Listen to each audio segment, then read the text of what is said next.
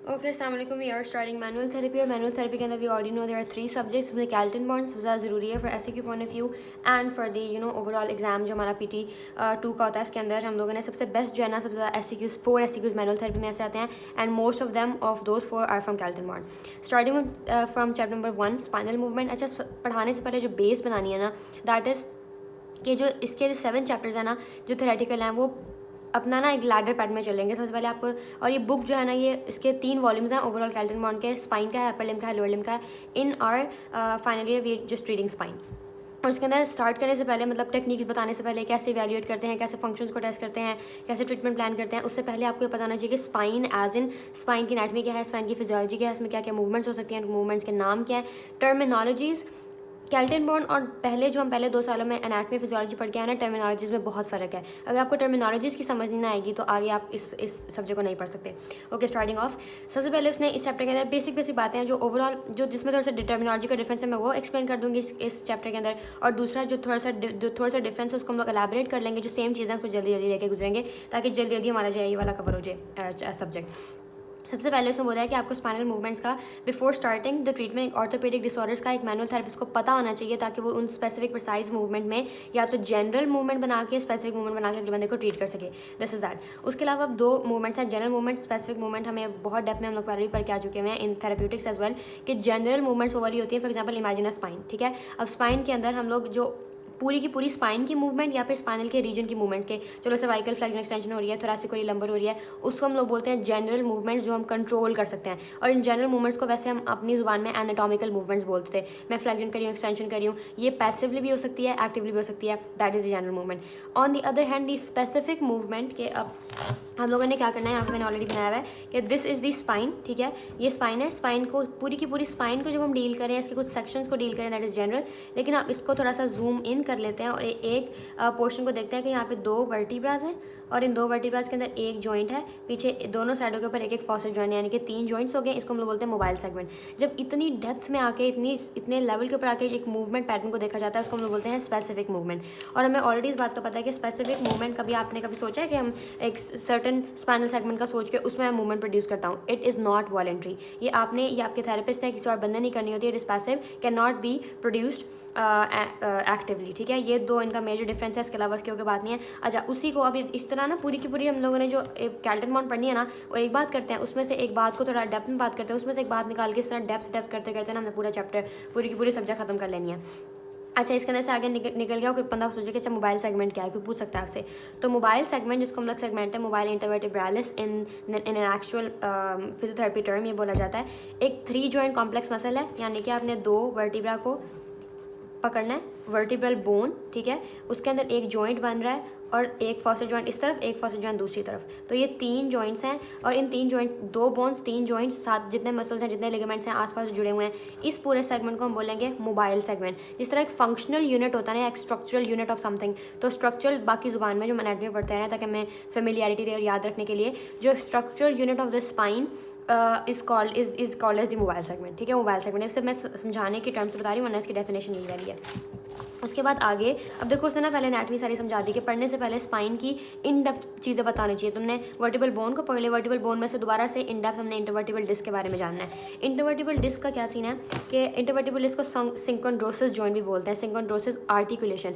ऐसा आर्टिकुलेशन जिसमें कार्टिलेज और फाइब्रो कार्टिलेज वगैरह को यूज़ किया जाता है उसको सिंकोड्रोसिस का वर्ड इस्तेमाल किया जाता है। ये एमसीक्यू वगैरह में पूछ लेते हैं, आपको पता होना चाहिए वेयर सिंकोड्रोसिस वर्ड कम्स, कार्टिलेज की बात हो रही है। तो ये कार्टिलेजनस कनेक्शन है इंटरवर्टिबल डिस्क जॉइंट। इसके 3 बड़े फंक्शन है, ये ऐसे क्यों पूछ सकते हैं।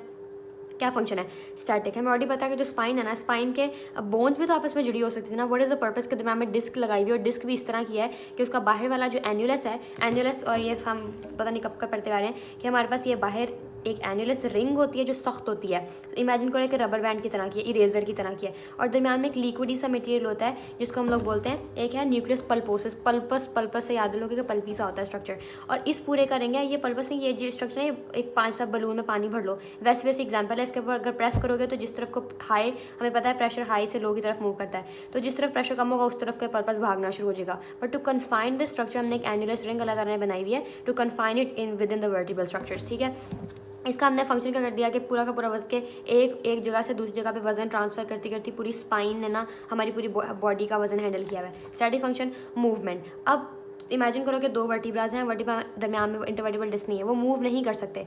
दरम्यान में इंटरवर्टिबल डिस्क इसलिए लगाई गई है कि वो एक आपकी जो मूवमेंट ना मूवमेंट प्रोड्यूस हो सके वर्टिब्रा में, अलाउ द मूवमेंट। दो फंक्शन है, टू वेस वर्ड है ये चीज़ के मूवमेंट सिर्फ इतनी ही प्रोड्यूस कर सकते हैं कि एतदाल दरमियान में रखा हुआ है कि मूवमेंट हाँ प्रोड्यूस कर रहा है लेकिन एक काफ़ी लिमिटेड पोर्शन में प्रोड्यूस कर रहा है। मूवमेंट प्रोड्यूस कर रहा है लेकिन काफ़ी लिमिटेड मोशन में प्रोड्यूस कर रहा है। Movement also stabilization that it limits और restrict the movements after certain range.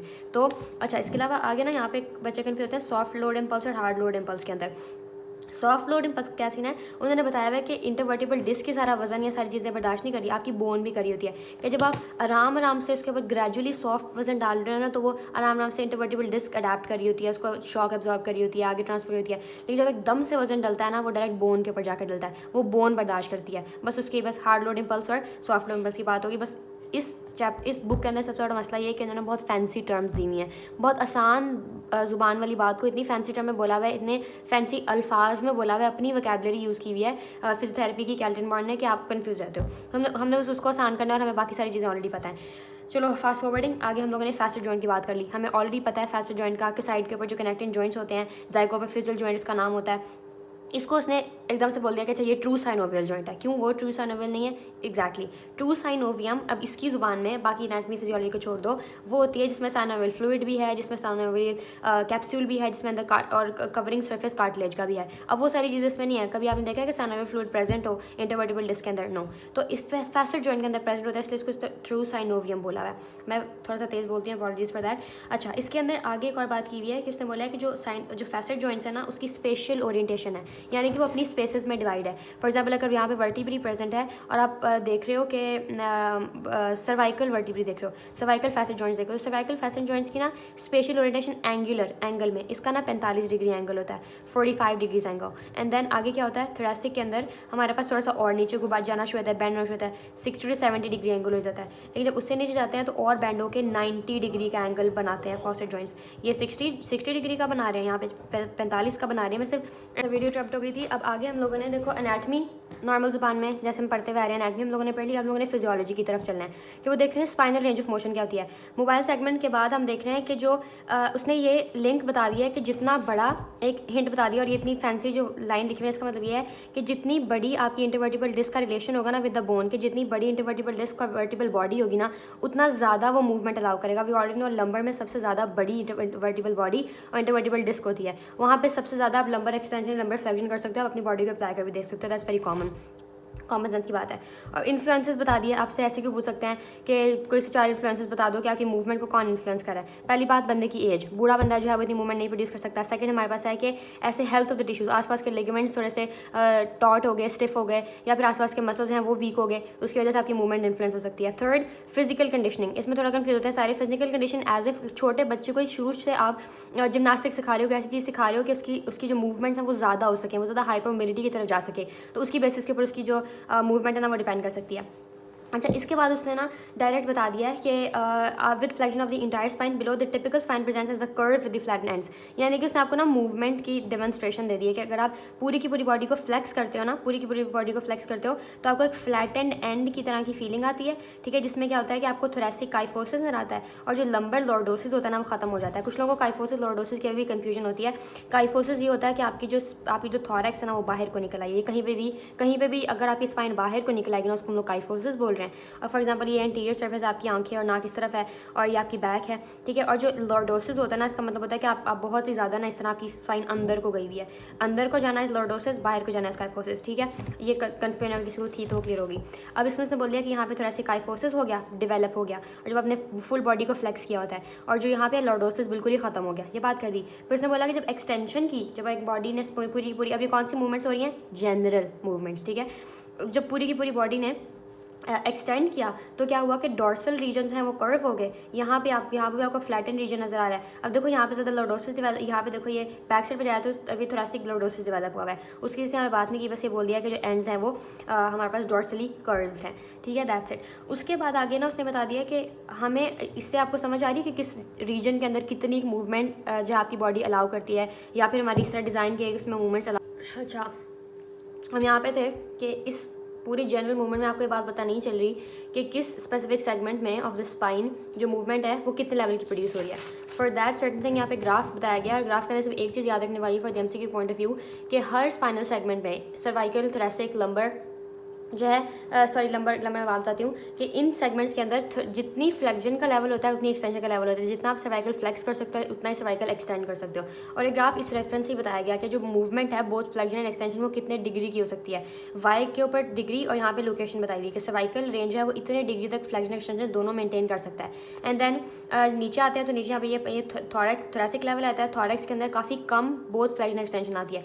जब लंबर रीजन में जाते हो ना तो ये देखो ग्राफ जो है ना दो पार्ट्स में स्प्लिट हो रहा है, एक ई है और एक एफ है। इसका मतलब है कि एक्सटेंशन आप इतने अच्छे ग्रेड की नहीं कर सकते, सॉरी एक्सटेंशन आप अच्छे ग्रेड की कर सकते हो, लेकिन फ्लेक्जन जो है ना वो थोड़ा ड्रॉप आ जाता है। खुद अपनी बॉडी करके देखो कि आप जब लंबर एक्सटेंशन करते हो काफ़ी कम होते हैं, लेकिन लंबर फ्लेक्जन आप काफ़ी अच्छे पूरा बेंड कर जाते हो down, you can touch your toes as well, इतने लेवल की फ्लेक्जन हो सकती है। तो दिस इज़ द डिफरेंस। एक वाहिद पॉइंटर जो याद रखने की ज़रूरत है।